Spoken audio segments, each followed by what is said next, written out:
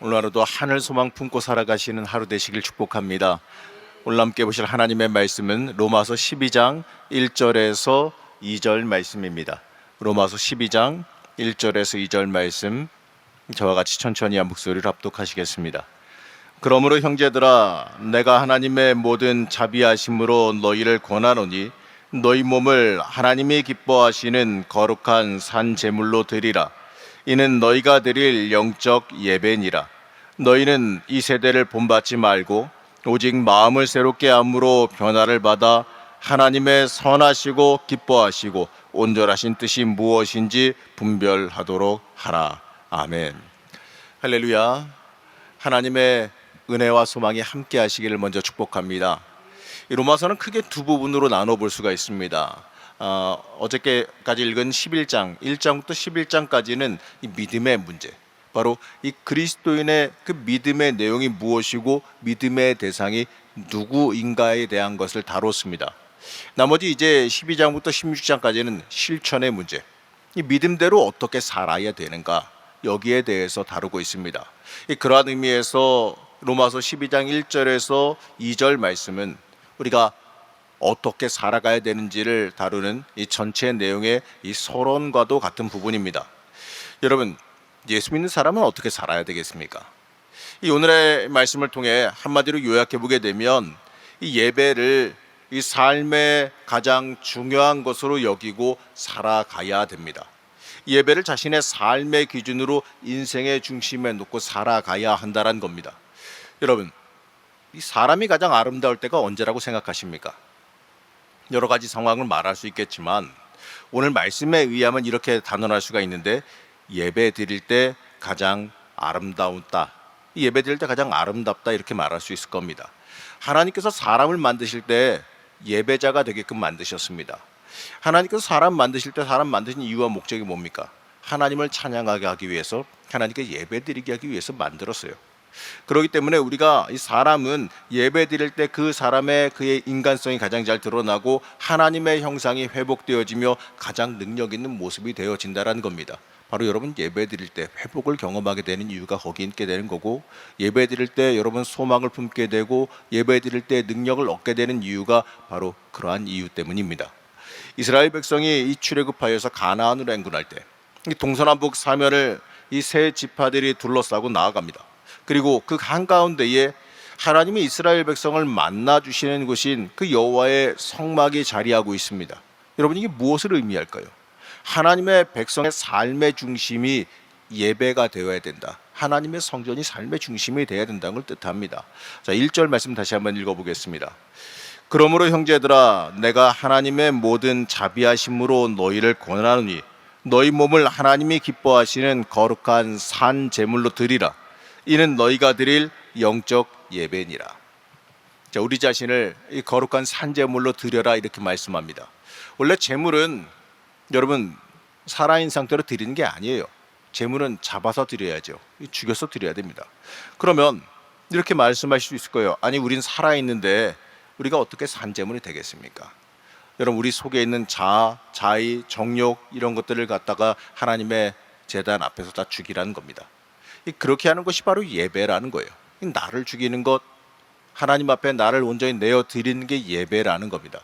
그렇기 때문에 우리가 예배를 제대로 드린다면 내 모든 육적인 것, 욕망적인 것, 인간적인 것이 이 십자가 앞에서 다 죽게 되는 것을 경험하게 됩니다.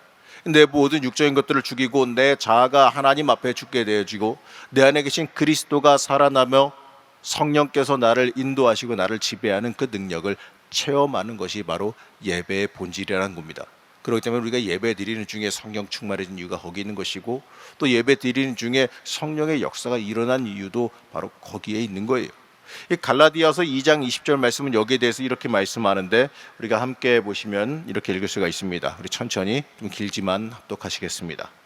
내가 그리스도와 함께 십자가에 못 박혔나니 그런즉 이제는 내가 사는 것이 아니요 오직 내 안에 그리스도께서 사시는 것이라. 이제 내가 육체 가운데 사는 것이 아니요 오직 내 안에 그리스도께서 사시는 것이라. 이제 내가 육체 가운데 사는 것은 나를 사랑하사 나를 위하여 자기 자신을 버리신 하나님의 아들을 믿는 믿음 안에서 사는 것이라. 여러분, 이 말씀을 한마디로 요약하면 이렇게 말할 수가 있는데, 나는 죽고 그리스도가 사는 것. 바로 여러분, 이게 예배의 본질이에요. 예배를 통해서 이 생명이신 하나님을 만나고, 그 만남을 통해 우리의 자아가 죽고 이 그리스도 안에서 새롭게 살아나는 은혜의 역사가 일어나야 됩니다. 이어지는 로마서 12장 2절 말씀은 이 사도 바울은요, 우리에게 이 세대를 본받지 말고 변화를 받아라 이렇게 말해요. 여러분, 이 세대의 문제점이 뭐겠습니까? 믿음이 없는 거 아니겠어요? 이 많은 사람이 불신과 의심 속에서 살아갑니다. 그 이유가 뭐냐면, 이렇게 분석한 학자가 있더라고요. 자신이 충분히 사랑받지 못했다고 생각하기 때문에 의심을 하게 된다 이렇게 말을 합니다. 자, 그런 사람들은 믿음이 없기 때문에 남의 말을 듣지는 못한대요. 예를 들어서 자신의 아내에게 사랑받지 못하고 생각하는 남자가 있다고 한번 해봅시다. 이 사람은 아내를 믿지 못해요. 그래서 아내의 말도 귀에 들어오지 않습니다. 아내가 몸에 좋은 약이니 드세요 하면 이거 독약 탄 거 아니야 라는 생각이 드는 거고, 아내가 생명보험 들면 내가 죽기를 그렇게 원했나 이러한 생각이 들어서 괴로워한다고 합니다. 반대로 충분히 사랑받고 자기도 그를 사랑한다면 모든 게 믿음이 생겨난다는 거예요.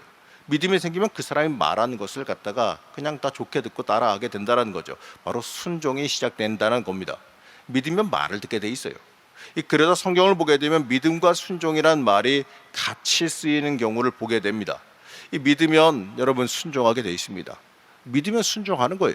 믿으면 순종하게 돼 있고, 순종한 사람은 믿는 사람이에요. 믿는다 말하면서 말씀 앞에 순종하지 않는다면 그 사람은 입으로만 믿는다 말하는 거죠.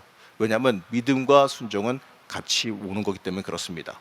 믿는 사람이 100마디를 하면 100마디가 다 들린다라는 거죠. 이처럼 남의 말을 들을 수 있는 뿌리는 뭐냐? 사랑과 믿음이라는 거예요. 자, 그러면 이 말씀이 많이 증거되어지고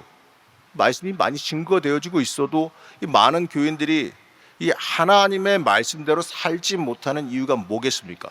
하나님의 사랑을 깨닫지 못해서 하나님을 향한 전적인 믿음이 없기 때문에 그래요. 그러면 절대적으로 하나님의 말씀이 그 인생 가운데 들리지가 않는 거죠. 여러분, 사랑이 있어야 믿음이 있고, 이 믿음이 있어야 이 들을 수 있기 때문에 그래요. 자, 그러면 우리는 우리 인생 가운데 뭘 점검해야겠습니까? 이 사랑과 믿음이 나에게 있는지를 먼저 점검해 볼 필요가 있겠죠. 내 삶 가운데에 하나님의 말씀이 들려오느냐 이겁니다. 로마서 12장 2절 말씀 함께 보시겠습니다. 너희는 이 세대를 본받지 말고 오직 마음을 새롭게 함으로 변화를 받아 하나님의 선하시고 기뻐하시고 온전하신 뜻이 무엇인지 분별하도록 하라. 자, 여러분, 이 세대를 본받지 말고 오직 마음을 새롭게 함으로 변화를 받아라 이렇게 말씀합니다. 이 세대의 이 사랑 없음과 믿음 없음을 본받지 말아야 된다는 거예요. 여러분, 이 사랑과 믿음으로 마음이 새롭게 되기를 여러분 간구하시길 축복합니다. 그래야 내 인생에 하나님의 말씀이 들리게 돼 있어요. 여러분, 이게 바로 예배가 중요한 이유입니다. 예배를 통해 하나님을 만나야 이 주의 사랑을 깨닫고 믿음에 생기고 하나님의 말씀이 내 귀에 들리고 그 말씀대로 기꺼이 주를 위해 살아가는 놀라운 인생이 펼쳐질 수 있게 되어진다는 겁니다. 자, 그러면 예배자는 예배를 통해 우리가 구체적으로 어떠한 변화를 겪게 되겠느냐? 로마서 이 12장 2절을 통해 알 수 있는 건 분별의 지혜를 알게 된다, 분별의 지혜를 갖게 된다 이렇게 말합니다. 이 변화를 받으면 하나님의 뜻을 100%는 아니겠지만 하나님의 뜻인 인생 가운데 이 분별할 수 있게 되어진다는 겁니다. 이 분별의 지혜를 갖게 되었다는 건 쉽게 말해서 사람의 시야가 눈이 바뀌었다, 눈이 변화한다는 거예요. 그전에는 이 눈앞의 이익만 추구하며 살았지만 이제는요, 좀 멀리 있을지라도 이 선하고 온전하신 하나님의 뜻을 어렴풋이라도 바라볼 수 있게 되어진다는 겁니다. 하나님께서 자신을 살아가는 모든 사람에게 모든 일에 합력하여 선을 이루게 만드심을 믿으시기 바랍니다. 바로 우리를 이 푸른 풀밭과 쉴만한 물가로 인도해 주십니다. 여러분, 우리 이 확신이 있다면, 하나님께서 우리를 인도해 주신다는 이 확신이 있다면 왜 말씀 붙잡지 않느냐 이거죠. 하나님에 대한 확신과 믿음이 없으니 당장 이 눈앞의 이익만 추구하며 살아가게 된다는 거예요. 당장 눈앞에 보이는 결과만 찾을 게 아니라 하나님의 뜻으로 내 눈을 확장할 수 있어야 됩니다. 여러분, 우리가 이 세상 사람들 보면은 정말 열심히 사는 것 같더라고요. 이 새벽에 이제 뭐 도시에 살 때나 이럴 때 보게 되면 새벽에 사람들이 일찍 일어나서 다 출근하는 걸 보게 돼요. 새벽 기도에 나가는 사람보다 돈 벌러 나가는 사람이 더 많은 걸 보게 돼요. 이 얼마나 열심인지 이렇게 사는 사람들을 갖다가 어떤 학자는 코뿔소에 비유하더라고요. 이 거대한 몸집의 코뿔 소에는 약점이 하나 있다고 하는데 시력이 나빠서 10m 이상 떨어진 건 보지 못한다고 합니다. 거기다가 좀 똑똑한 편도 아니래요. 이 조건으로 보게 되면 이 생물의 조건은 도태되기 쉽다 그럽니다. 하지만 코뿔소는 지금도 물론 이 사람이 자꾸 잡아 죽여서 그렇지 지금까지 잘 존재해요. 영국의 역사학자 폴 존스는 이 포브스라는 잡지에 코뿔소 이론이라는 걸 발표했습니다. 여기에 따르게 되면 코뿔소는 눈앞에 어떤 사물이 나타나면 둘 중에 하나를 빠르게 선택한대요. 그냥 서 있을 것인가 아니면 뭔지 모르지만 들이받으러 돌진할 것인가. 이것 외에는 다른 결정을 하지 않는다 그럽니다. 이 코뿔소가 돌진하게 되면 이 눈앞의 사물은 이 코뿔소가 뭐 엄청나게 무거우니까 그 무게로 납작하게 깔아뭉개지거나 아니면 도망간다는 거죠. 이렇게 코뿔소 같이 이 장애를 돌파하면서 단순하게 열심히 살면 된다. 바로 이게 이 세상 사람들의 성공 논리라는 거죠. 이 경제 잡지에 기록된 내용이에요. 이 세상 사람들이 대부분 이렇게 산다라는 겁니다. 그러면 정말 열심히 살면 다 될까요? 열심히 살아도 제대로 된 방향을 찾지 못한다면 영적으로는 헛된 인생이 될 수밖에 없다는 걸 잊지 마시기 바랍니다. 단지 열심히만 사는 인생은 그냥 코뿔소 수준의 인간이라는 겁니다. 여러분 우리는요 그 정도에 만족할 수가 없어요. 하나님은 우리에게 이 코뿔소 수준으로 살라고 명령하지 않으셨어요. 하나님께서 뭐라고 말씀하시냐면 독수리처럼 살라고 말씀하셨기 때문에 그러죠. 이사야서 40장 31절 말씀인데 이사야서 40장 31절 상반절 말씀을 우리 함께 합독하시겠습니다. 오직 여호와를 앙망하는 자는 새 힘을 얻으리니 독수리가 날개치며 올라감 같을 것이. 여러분 이 독수리는 눈이 좋은 게 큰 장점이에요. 시력이 얼마나 좋은지 보게 되면 약한 사람의 기준은 5.0에서 한 10.0까지도 시력이 좋다라고 합니다. 사람 눈이 아무리 좋아봤자 뭐 한 2.0 정도만 가도 엄청 좋은 거잖아요. 물론 이제 제가 대전에서 몽골 청년들 이제 담당했을 때 몽골 청년들은 좀 많이 좋은 사람들은 한 3.0, 4.0까지 가는 청년이 있다고는 하는데 이 초원에서 사는 사람들이요. 그래도 독수리엔 비할 게 아니거든요. 이 독수리가 사냥하는 걸 보게 되면 이 굉장히 높은 하늘에 있다가 사냥감을 향해서 마치 엄청나게 꽂히듯이 내려와서 채가는 걸 보게 됩니다. 근데 보게 되면 이 수직으로 떨어지지는 않더라고요. 이 포물선을 그리면서 땅으로 내려와서 다시 포물선을 그리면서 올라가더라고요.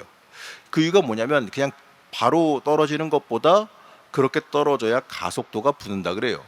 그래서 독수리가 사냥감을 향해 땅으로 내려올 때 그 속도가 시속 수백 킬로 정도의 속도가 된다라고 합니다. 그렇기 때문에 그 속도로 내려와서 채갈 때 파괴력이 엄청난 거죠.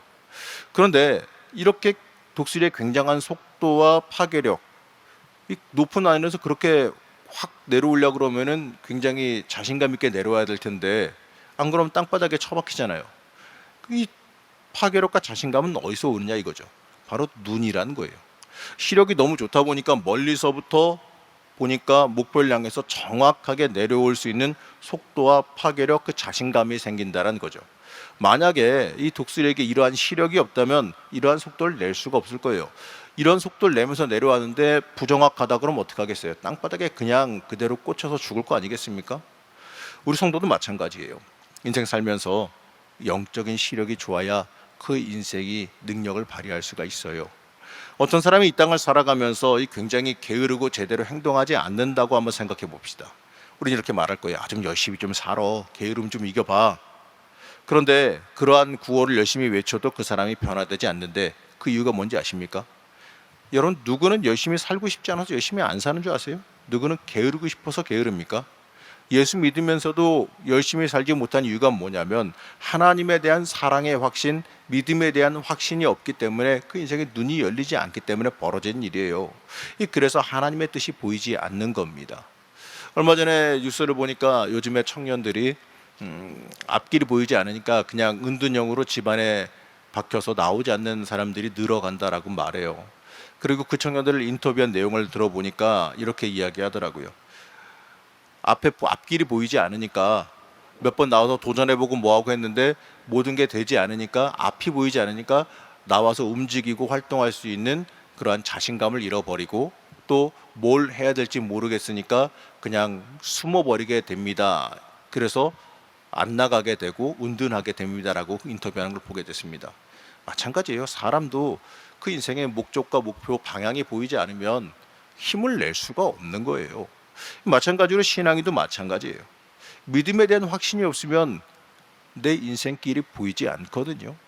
물론 우리가 믿음의 확신이 있다 그래서 내 인생길을 갖다가 마치 뭐 메시에 뭐가 하고 내일은 뭐가 하고 이런 식으로 이렇게 영화 보듯이 보이지는 않습니다. 하지만 확실한 건 우리가 믿음이 있고 믿음의 눈으로 바라보게 된다면 하나님께서 날 책임지시고 인도하신다는 확신이 생기지 않습니까? 하나님께서 내 길을 열고 주장하고 계신다는, 하나님께서 가장 내 인생을 좋게 이끌어 가신다라고 하는 그 믿음이 생기잖아요. 그렇게 되면은 인생의 속도를 낼 수가 있어요. 힘을 낼 수가 있다는 거죠. 우리가 눈이 열리지 않으면요, 하나님의 뜻을 볼 수 없기 때문에 속도를 낼 수가 없고 힘을 낼 수가 없어요. 아무리 빠르고 능력이 있는 사람이라 할지라도요, 이 눈을 가리고 뛰라 그러잖아요. 제대로 뛸 수가 없어요. 보이지가 않으니까 속도를 낼 수가, 위험하니까 속도를 낼 수가 없는 거예요. 보여야 있는 힘껏 뛰고 가속을 할 수 있다는 거죠.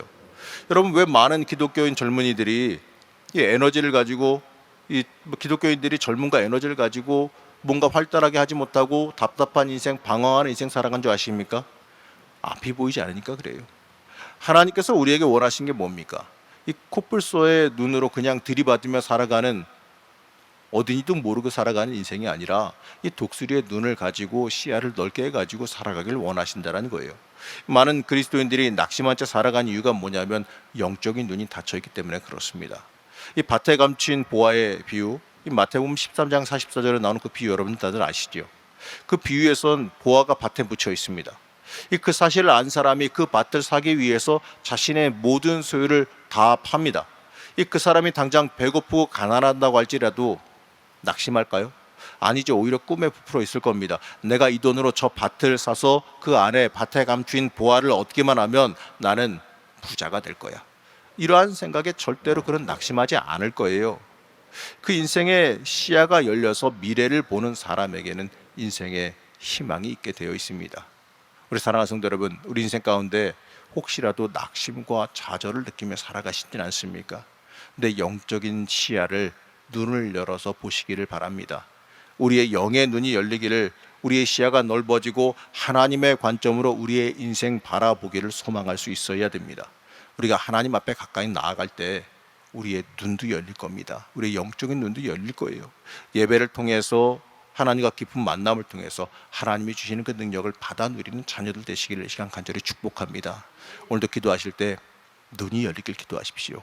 영의 눈이 영 안이 열리기를 놓고 기도하십시오. 틀림없이 하나님께서는 눈을 열어 보여주시는 놀라운 역사가 있을 줄로 믿습니다. 오늘도 기도로, 말씀으로 하나님 앞에 나아가는 여러분들 되시기를 시간 간절히 축복합니다. 잠시 기도하겠습니다. 우리의 길이 되신 하나님, 우리의 눈이 열리기를 원합니다. 하나님 말씀대로 주의 길을 온전히 걸어가는 삶을 살기를 원합니다. 우리의 연약함을 붙잡아 주옵시고 하나님과의 그 깊은 교제를 통해 복의 눈이 열리게 허락하여 주옵소서. 오늘도 하나님의 은혜와 평강 안에서 하나님의 길로 온전하게 걸어가기를 소망하며 예수님의 이름으로 간절히 기도하였습니다. 아멘.